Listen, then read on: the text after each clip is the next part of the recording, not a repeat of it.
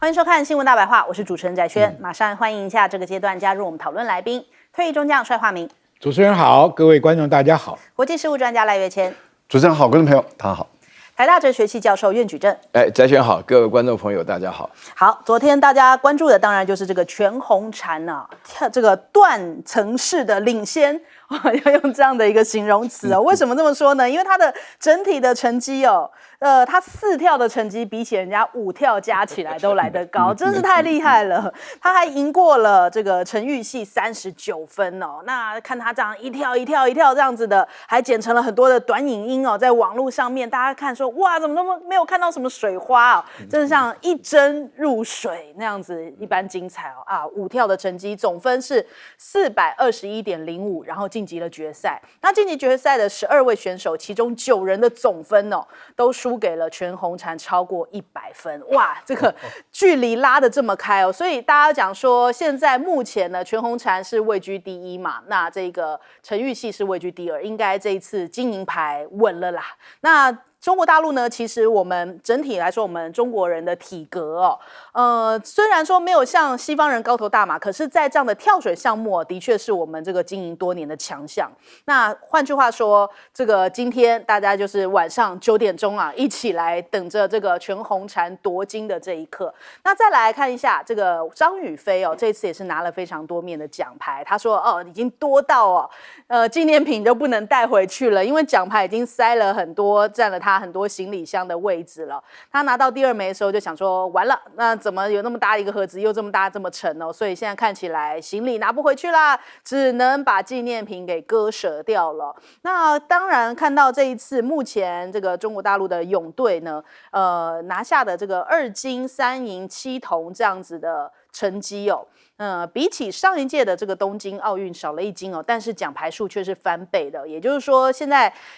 仅次于常年称霸在泳池的美国跟澳洲，这已经是距离越拉越近，甚至呢在几个关键性的项目都是由中国大陆夺下了金牌哦，已经是扭转了在这个赛局当中的这个先后次序了。再来看看，现在有微博的网友拍到说啊，在戴高乐机场遇到潘展乐，中国游泳队的这个队员们要回国了，欢迎中国健儿们回家哦。这样的照片大家觉得赶快拿出来用一用啊，因为为什么呢？因为这个奥运它有版权哦，那结果在戴高乐机场看到大家赶快纷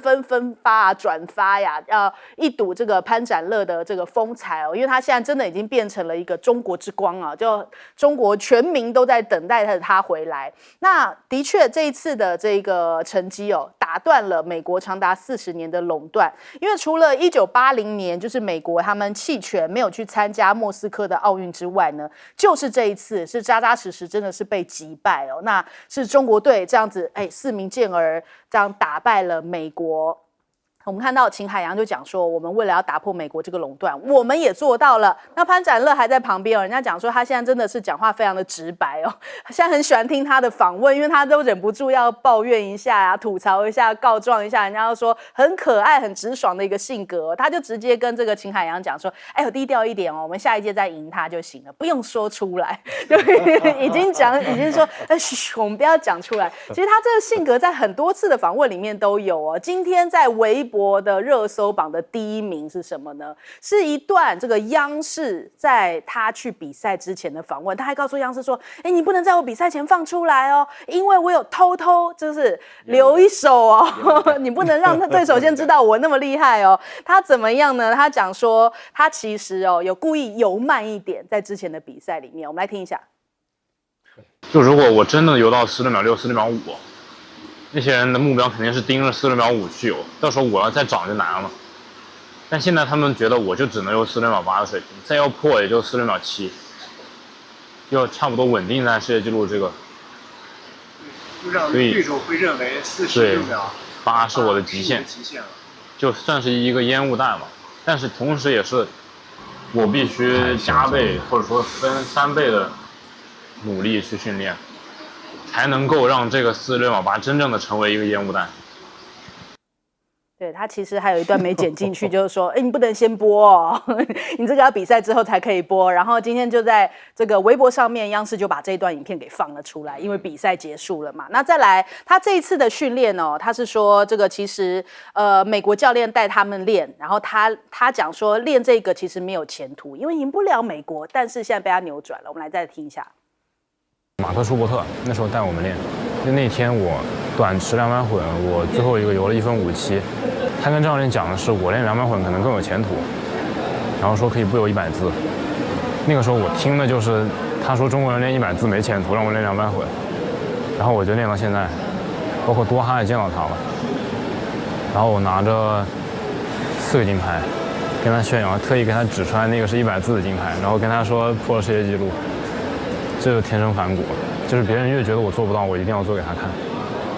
对，的确就是天生反骨的性格，展露无遗啊。人家说真的是这个扬眉吐气了，替中国人扬眉吐气哦。所以当然对于美国来说冲击太大了，从他们手上拿下一个从来没有被别人在他们正式比赛的时候可以拿走的奖牌，对于美国来说打击有多深哦。那再来法国的菲比斯哦，这最近也有争议嘛，因为他也是这个被人家讲说，怎么跟中国大陆的教练哦，人家要跟你握手你不理人。是不是很傲慢呢？那他就是现在赶紧的跑去找这一位这个朱志根教练道歉了，但第一回去的时候好像没有遇到，不在这个游泳馆，后来还第2度再去拜访哦，然后交换了一下礼物，做了一下解释说当时在看什么别的地方弄球鞋啊还是什么的，就是没有注意到啊，就找了一个说法，就说很抱歉哦，赶快来化解一下。可是妙的是他也有一个小争议，就是说他说为了要保持良好的睡眠呢，所以他没有住在奥运村，在外面休息，结果药检呢人员没有办法找到他，他就公然的错过了一次药检。可以这么不公平吗？中国大陆要是换位一下，变成今天中国大陆这样错过的话，不知道又要被美国或者是西方国家做什么样的一个文章哦。那英国的蛙王现在好像还是觉得有点输不起哦，就说中国泳队是不是有争议呀？如果不能公平的取胜，赢了也没有意义啊。我知道你们心里很清楚，矛头就指向了中国，让大家觉得说，真的是没有运动家精神哦。那再来，我看到什么纽时也好啊，或者是这个法国的媒体也好啊，他们现在都还在质疑说，这一次的巴黎奥运更多奖牌，更多质疑，指的都是中国大陆啊，还有说泳池里面的冷战，是不是有这样子的药检的事件，然后造成了这样的遗憾的结果呢？所以看起来好像西方媒体还不服气嘛。我们首先请教一下帅将军怎么看这个东西啊？药检就是因为前面已经很多人在指责中国大陆有药检的记录或嫌疑，所以中国大陆这次被检了多少次啊？每个选手那一天他检了6、7次啊。对，那白天才几个钟头，几乎是每个钟头来嘛，你搞得人家休息也不能休息嘛。那奥委会为什么要检那么多？就是怕你们讲这些毫无意义的这个话嘛，所以检那么多，检了这么多，人家测出来还是第1名，你还有什么话说？美国选手他们检的次数少很多啊，那你说人家检这么多还能够拿冠军，那证明他是没有这个的嘛。所以这个问题啊，叫做输不起。第二个就叫做没有运动精神。你有本事你跟人家好好拼，对不对？药检已经是替你做了事前的防范跟这个严格的检查，那已经出乎常理了。没有哪一个队有中国队全队被检查200多次了。那你还要讲怎么讲呢？对不对？难道说要把它解剖吗？这个东西啊，所以这个运动员呢，参加奥林匹克最主要不管是输或赢，重要表现的是运动精神。对，像上次那个哪个选手叫大家不要闹，虚那个，大家都很称赞他嘛，对不对？选手，那你那个日本选手至少表现的是很有大度，因为讲良心话，我们真的是比赛的人啊，我输也输得光明正大，我赢也赢得光明正大，所以你说那死绊子搞小手段，赢的都不光彩，对，而且你一辈子啊都会记得自己不光彩的记录，所以奥林匹克全世界对这个参赛的要有教育，你参赛目的是什么？只是证明你自己的努力，那你证明自己的努力不能去否定人家的成功啊，这一点很重要。所以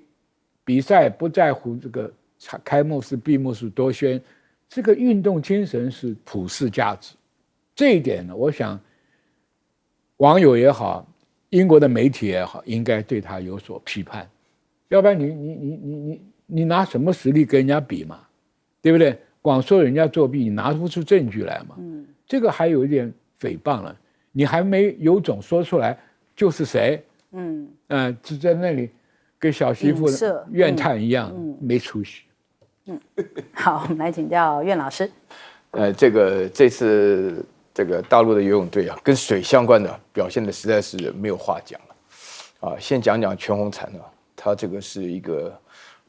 不世出的奇迹啊，因为他这个跳水的时候那个分数拉距非常大，而且他的出现的方式也非常特殊啊。上一次东京奥运因为这个疫情的关系，所以他从13岁变成14岁才第一次参加，第一次参加的没有出过国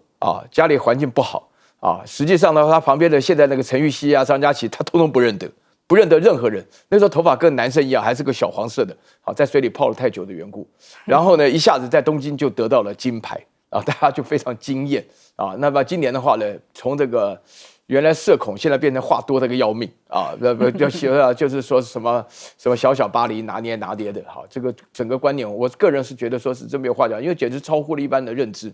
那这里面有一句话我搞不太懂说什么西方人的体格很好，但也不一定占优势西方人就是因为体格太胖太大了，所以才跳水不占优势这你不看不出来嘛？他这个非常细小的这种身材，那么就一直干的就插进去，西方人很少说是插进去不起水波的。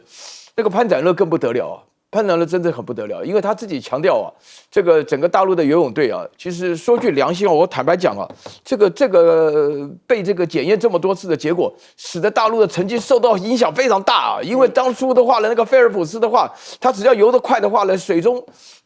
蛟龙的话呢，基本上得了奖牌都不止这个数字大陆才2金。对不对？这个其实讲起来的话呢，情况来讲，就是说西方人他们不习惯于中国人在泳池那边跟他们拼到底的这种现象。其实说一句良心话，这个叫做文化霸权或是人种霸权主义因为事实上，美国总是认为说是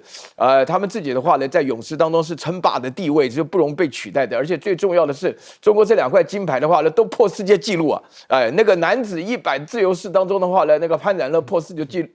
纪录46.4那另外的话呢，这个男子4式400公尺接力的时候，他自己游了最后一棒的话呢，游进了45秒9但不得了2项都破纪录，而且的话呢，一直不断的在药检，潘展乐表现得非常大度他说只要你在规则内的话，在规定内，我觉得另外在这边要稍微强调一下，大陆本身来讲，对于如此药检的这样子的频繁，没有做任何的负面的表达。就是说，只要是在规定内的，那就接受。我觉得话呢，这是一种庸然大度要让这个西方人在泳池里头慢慢的习惯就好。因为我曾经跟一个美国人在一起做节目的时候，他会觉得说这个中国本身被怀疑我说被怀疑的话呢，药检次数应该一样多不能够说美国跟澳洲的特别少然后中国的话呢，药检特别多。那么这个实际上的话呢，对于西方人到目前为止真的不太习惯。我记得上一次那个孙杨得牌的时候，他们就很不习惯。那这次潘展乐的话呢，连续打破世界纪录、奥运纪录各式各样的纪录的话呢，说明了一切。好，有一个最新消息插播进来就是刚刚传出来，就是美国的奥运田径选手类固醇是验出了阳性那中国大陆就讲说，这个反兴奋剂中心。这个感觉好像美国是不是有双重标准那面对到这个美国自己的选手也被验出这有禁药的这个问题的时候，美国是怎么处理呢？是不是应该要依照中国大陆你们这样子提出的标准，一直验呢？那怎么不是这个标准呢？我们来问一下赖老师。当然要一直验嘛，也要验600次以上嘛。你看我为什么要穿紫色的领带？今天要谈这个话题的时候，就一定要穿紫色领带。因为在游泳池里面有一个国家的选手，每次游到终点了以后，他的脸色都变成紫色的，叫紫番薯很容易哮喘。所以我们然后大家在问说，为什么会变成紫色呢？因为他说训练过度太疲倦了。我都在想，所有的运动员哪一个运动员不是训练都拉到最紧绷？刚刚我们看到了潘展乐都说他要加倍甚至3倍的训练，然后才要能够达到这个成绩，可他的脸没有变成紫色的。就一个国家的运动游泳选手，每到游到终点都变成紫色的。那人家一直在问啊，连奥林匹克委员会都没有给大家一个正确的一个答案，大家都在问。奥林匹克说我已经关注了，那我也想要了解，然后问了一下美国，很礼貌的问一下美国，美国人说，哎，训练过度太疲倦，所以每一个游泳选手，只有美国队的都变成紫色，那其他的国家的为什么都没有变成紫色？这个就很奇怪嘛，哈。我想这个部分还是美国要给大家一个交代。那现在既然已经检验出有阳性的含类固醇，那就应该要比照600次以上的检验。对，天天检，食用了受污染的肉类引起的。那不是用的理由是一样吗？那既然是一样的话，那你就必须要合理的解释跟合理的标准，那就是天天验，1个小时验一次，从早验到晚上。我觉得本来就应该要这样。我还是重复昨天的话，4年以后过去的时候，仪器都要带过去，吃住所有的东西设备都自己带过去，因为避免被搞7捻3的。好，我另外再谈的，我们本来奥运就是刚刚我觉得帅将军讲的很对嘛，运动本来就是一个精神嘛，大家在追求跑得更快然后跳得更高或者是说跳得更远，本来我们就在追求这个。那所以100公尺为什么会引起大家最喜欢、最高度的关注？它就是钻石中的钻石嘛，因为那是人类的体能的最大的极限，就是我如何能够在这么短的距离内跑得这么的快，它很难嘛。那游泳池也是如此，也是100米最难，4乘以100米也是最难，大家都知道。那我觉得过去是美国人支配嘛。美国人支配的，严格上来讲是65年因为除了你刚刚讲的有一次抵制俄罗斯以外，其他的美国队有参加的都是美国的天下。我觉得这次中国队把这100米跟4乘以100米的都拿下来，我觉得这是一个有指标性的意义，它会让全世界所有的国家跟所有的有色人种都会有一个机会，说我们也都可以突破。我们也可以拿到冠军，一起反骨。对，那也就是说一起反骨嘛，不一定都是你美国人的天下嘛，也可以是你英国人天下，也可以法国人天下，也可以意大利人，也可以德国人，也可以是非洲的，也可以是亚洲，也可以日本，都可以嘛。我觉得也可以是我们中华代表队嘛。但是我觉得最重要的地方是在于什么呢？在于要认输。赢了就赢了，输了就输了。那现在的情况是不认输的时候，反而更显得丢脸。好，我们先休息一下，广州忙回来。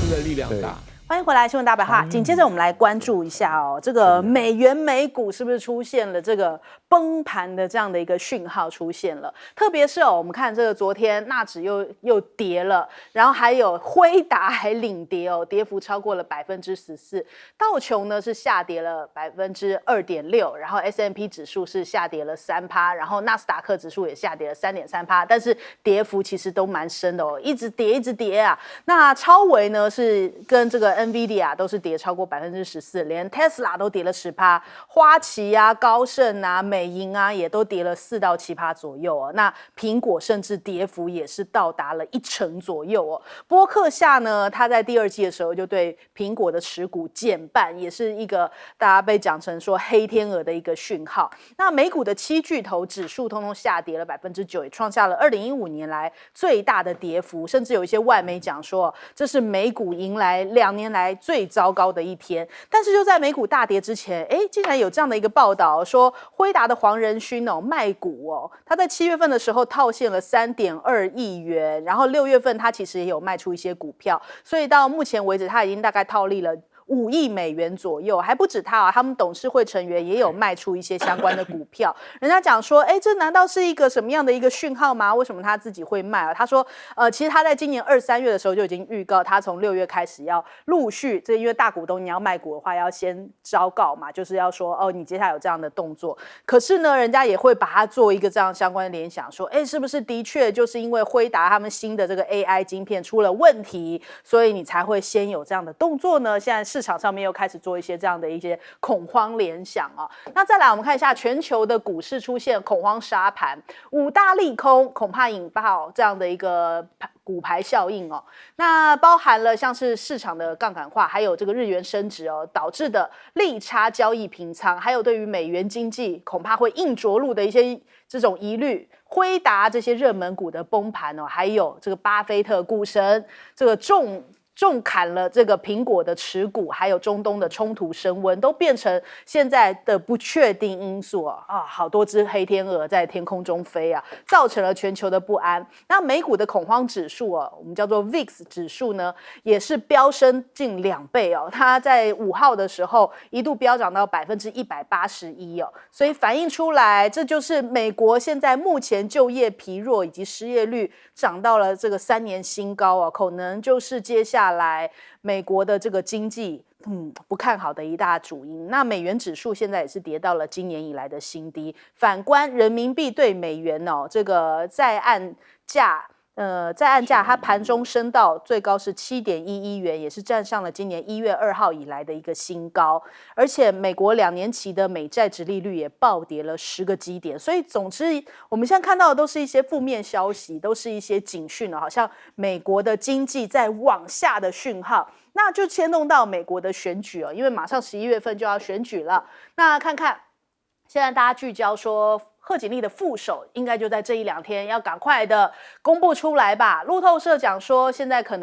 剩下最后2强，分别是宾州的州长以及明尼苏达州的州长。那预计在6号的时候啦，他会宣布副手的人选。那这个副手到底能不能替他加分呢？现在就是要拭目以待，因为看起来川普阵营副手是不太加分的，而且还有很多共和党人跳槽跑去挺贺锦丽哦。他们这个贺锦丽的团队公布了一个新的这个竞选活动，就叫做共和党员挺贺锦丽的活动。因为很多连这个共和党人都受不了川普，所以他们现在转支持贺锦丽。但是海莉是讲说，你不要把我给扯进来，因为毕竟海莉之前是要跟川普来竞争这样的一个总统大位嘛。但是他现在也被纳入了，说要去支持贺锦丽嘛，他是赶紧切割哦，很怕被算账吧。他说，不关我的事哦，先不要把我给扯进去。但是呢，现在美股这样的反应，倒成了川普拿出来指责贺锦丽的一个攻击点哦，就说哇，你看这样子主要指数都收黑，道琼也重挫1000点，这就是你贺锦丽造成的，你们一无头绪啊。贺锦丽，你根本在状况外，而且拜登还睡得很香哦，这一切都是你们的无能造成的，这样的美国股市崩盘啊。那首先我们来请教一下岳老师怎么看？我一点都不意外，唯一比较意外的是美股现在才有一点崩盘的迹象。我主要是讲到几个重要的理由。首先让大家了解一下，股市的目的就是为了筹措资金啊，就是我们简称为集资的一个单位。集资的目的干什么呢？就是要让所有有未来感的企业能够发展啊。这个其实讲起来也非常简单，他们就在市场中获得资金，资金又进一步发展。所以美国这边的话呢，第一个，它有很多的印钱印的结果。美国今天已经破了35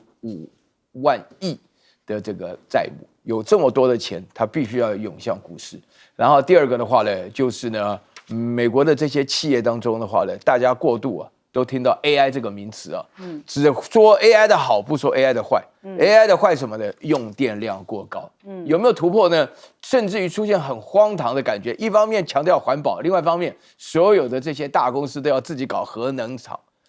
核能发电厂。这个其实是一个非常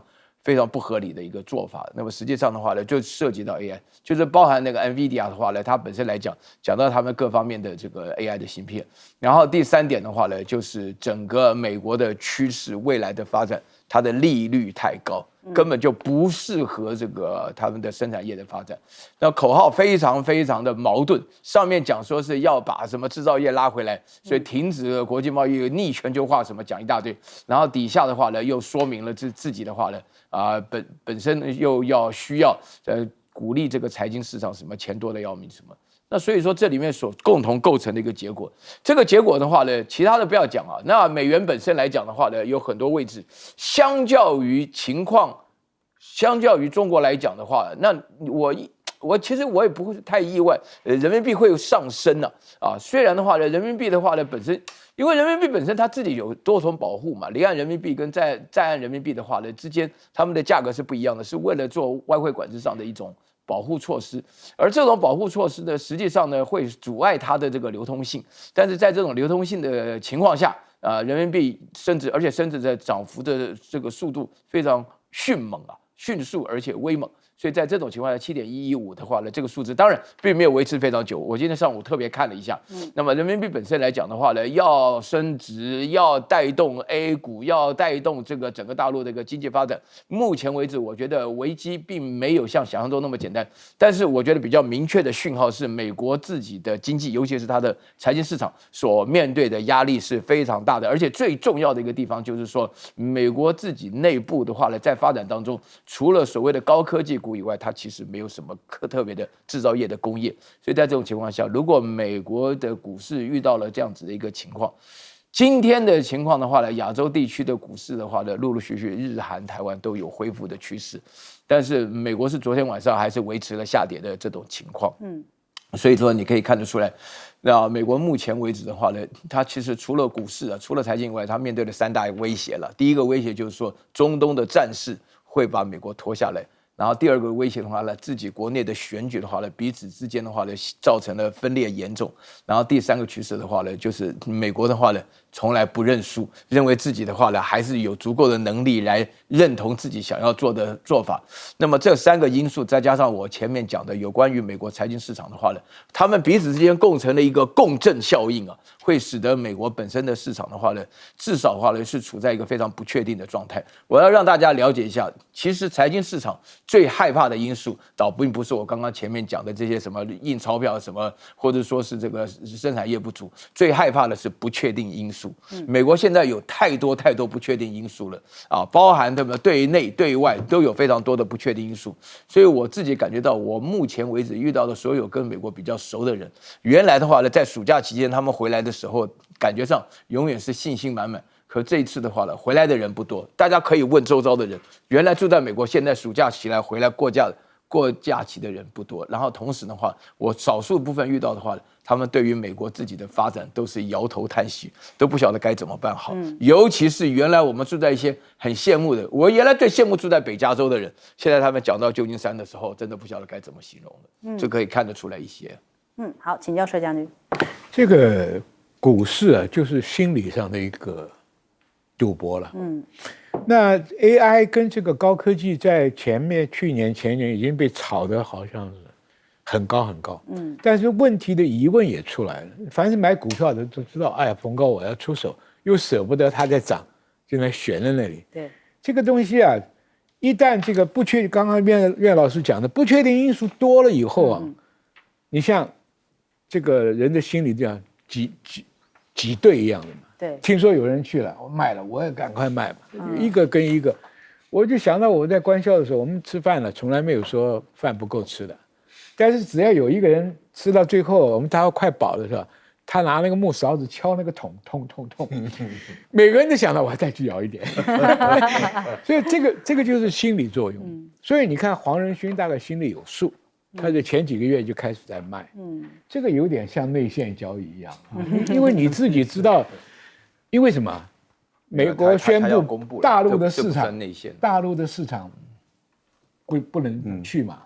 那他做的这个20的那个晶片，中国大陆又不大爱用，这对他来讲就不是好消息嘛。他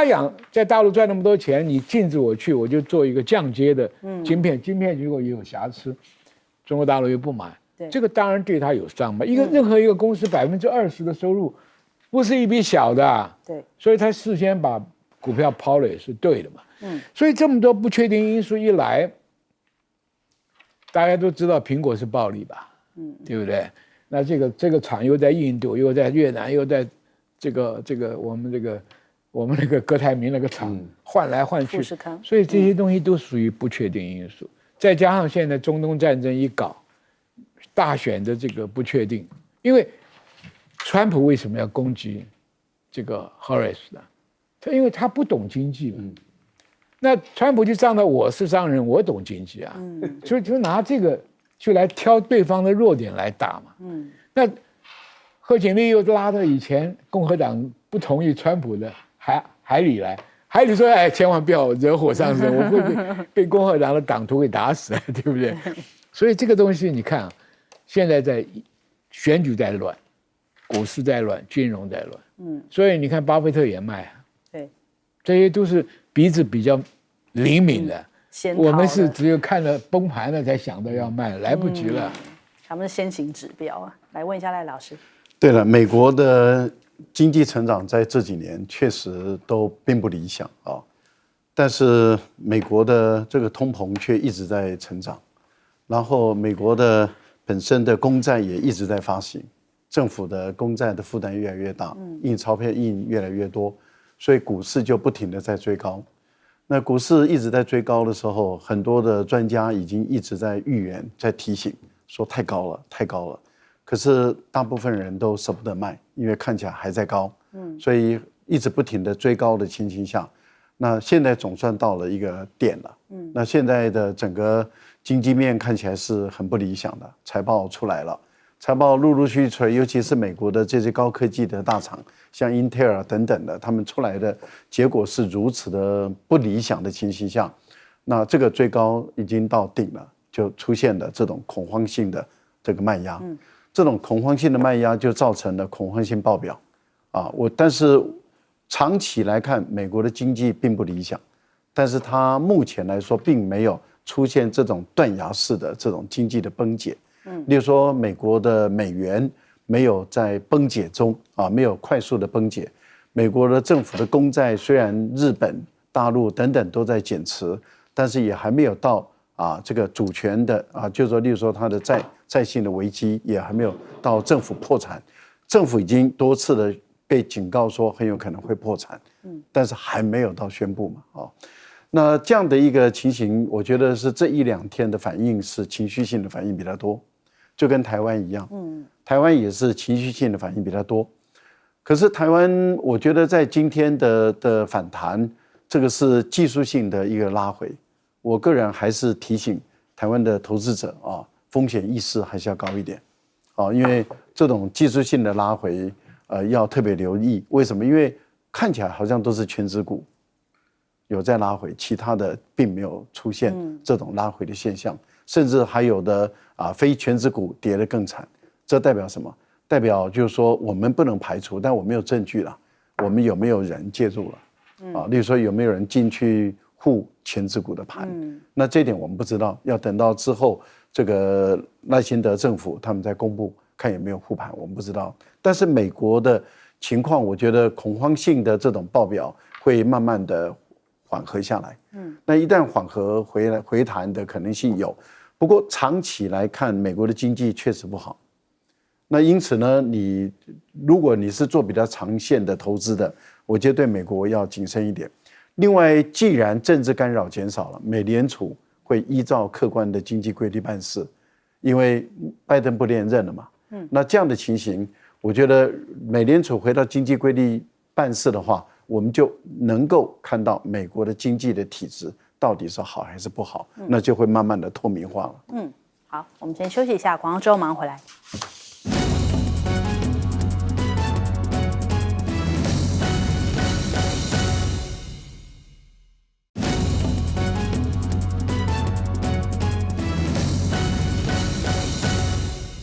好，马上来关心一下哦，因为现在这个伊朗跟以色列到底是不是快要开战了呢？那我们感觉上好像是这两个国家开战，但是背后其实是更大的两股势力哦，也就是像是美俄之间的战争。伊朗的现在的总统呢，这个基安以及这个以色列的总理纳坦雅胡，他们现在是这个好像倒数计时，准备要这个互相回击哦。但是呢，我们也看到这个来自俄罗斯的支援来到了这个伊朗。那美国同样，拜登这边也提供了以色列，所以这是不是也是间接的这个美俄之间的一场战争呢？那我们先来看一下，现在美国驻伊拉克的基地遭到了火箭袭击，至少已经有5位的这个美国人员受伤。那引述了这个伊拉克的安全消息人士讲说，2枚克秋莎的这个火箭炮袭击了伊拉克西部的阿萨德空军基地哦。那这个应该是念喀秋莎啦，喀秋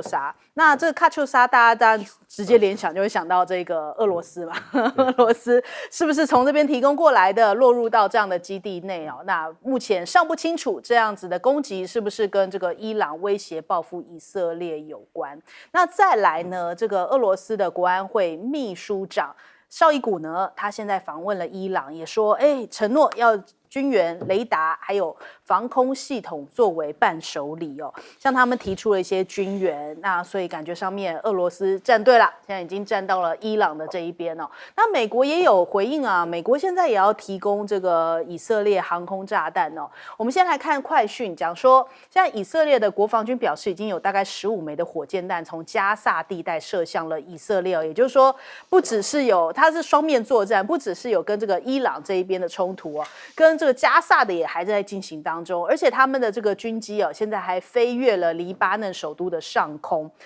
突破了这个鹰帐，发出了巨响哦，所以现在黎巴嫩的机场里面已经挤满了逃命的旅客跟民众哦，现在很多包含了像是德国汉莎航空啊、法国航空啊这些，通通都飞往这边，呼吁他们的公民哦，赶紧在安全的状况下尽快的离开黎巴嫩，恐怕这个战争是一触即发。那美国现在也解除限制，说要军援以色列航空炸弹。他们一方面呢是向这个中东增派战机哦，另外一方面也提供了一些航空炸弹一并移交，所以等于是美俄借由以伊之间的这一场冲突哦，是不是都站队成型了？所以这场战争真的看起来，这个中东的战争是不是要更加的扩大？那美国也说呢，现在目前在中东增加一些军事部署，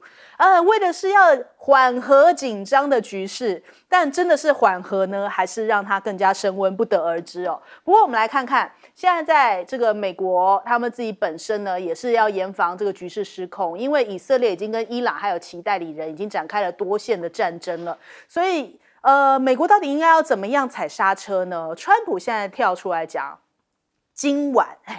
晚就是动手的时刻。伊朗什么时候会报复以色列？他说他收到了消息，是今晚就会动手哦。那拜登跟贺锦丽有掌握到这个消息吗？目前媒体去问他们哦，国安幕僚说，还没有掌控到，不知道是无法透露还是如何。所以他们讲说，现在拜登、贺锦丽还不知道国安幕僚有没有掌控到，可是也代表是不是随时有可能会开打？美国现在最后这24小时时间，如果在这个今晚动手，恐怕已经是小于24小时了。现在只剩下最后的一些外交努力哦，希望伊朗不要升级情势哦。但是真的有办法踩住刹车吗？这场战争是不是已经因为这个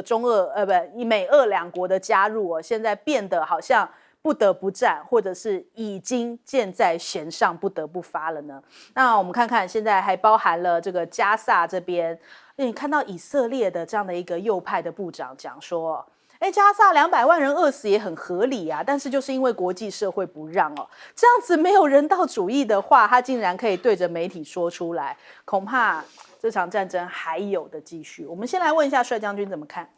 其实这场战争看俄国的动作、美国的动作，我讲胜负已经分了。因为伊朗远隔这么远，你拿地面部队去攻吗？一定是飞弹、无人机、火箭嘛，啊。那以色列要回击它也是飞机、导弹、火箭嘛。那现在好，一般讲起来，以色列的空防系统是最好的，它有铁穹啦，有萨德啦，有标2啦，有标3啦，它全是美国手上最好的防空武器都在那边，这还不稀奇。美国为了怕以色列挨打，航母开去了，飞机开去了，神盾开去了。以色列在空防是不是要胜伊朗很多倍啊？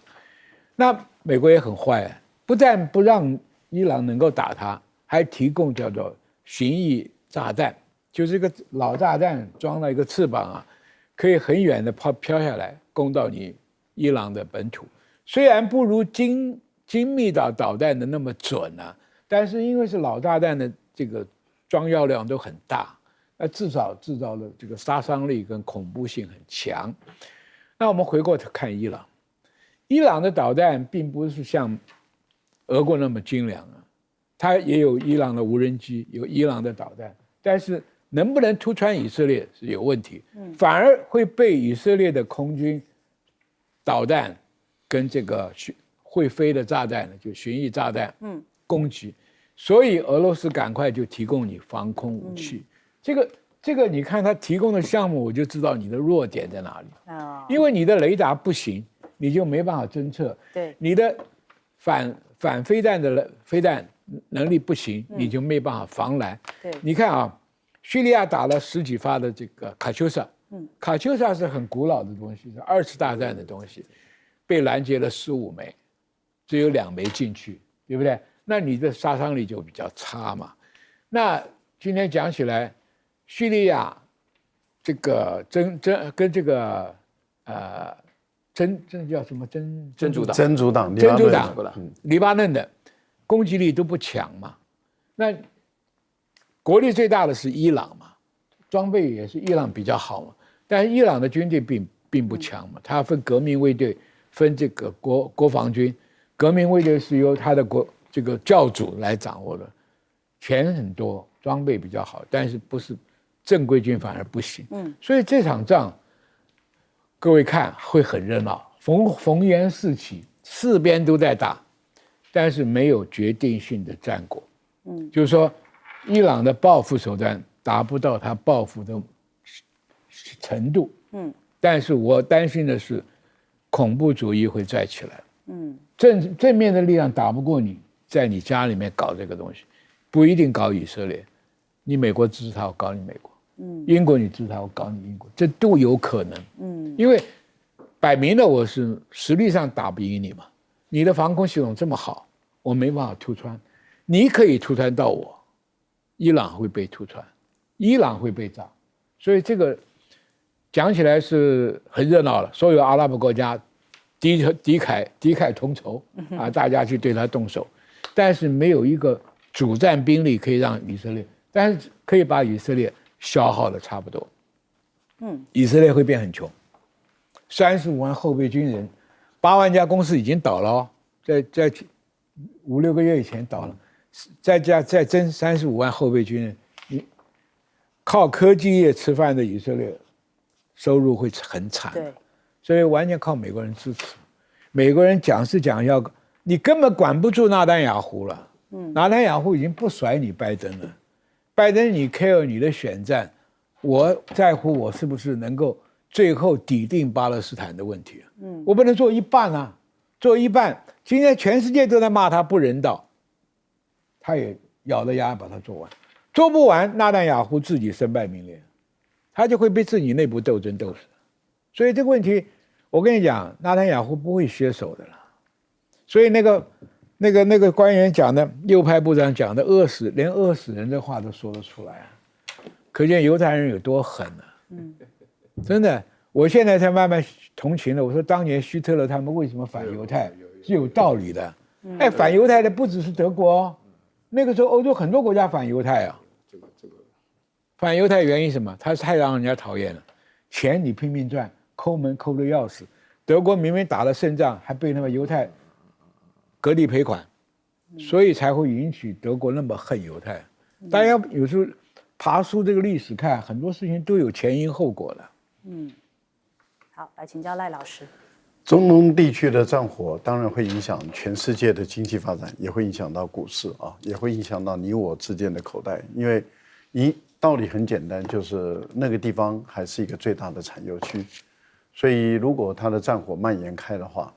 油价又会高涨。目前大家的经济不好，如果通货膨胀又上来，因为油价一高涨，通货膨胀又上来，大家的经济麻烦更大。那每个国家的政府，它所可运用的支配的工具，那么会越来越有限，这是大家不愿意看到的事。